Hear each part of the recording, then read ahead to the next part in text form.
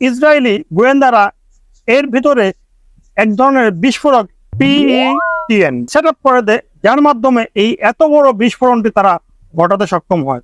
তার মানে ইসরায়েলের গোয়েন্দা কতটুকু শক্তিশালী, তাদের অ্যাক্টিভিটিস কত দূর পর্যন্ত সুদূর প্রসারী, এর একটা প্রমাণ পাওয়া যায়।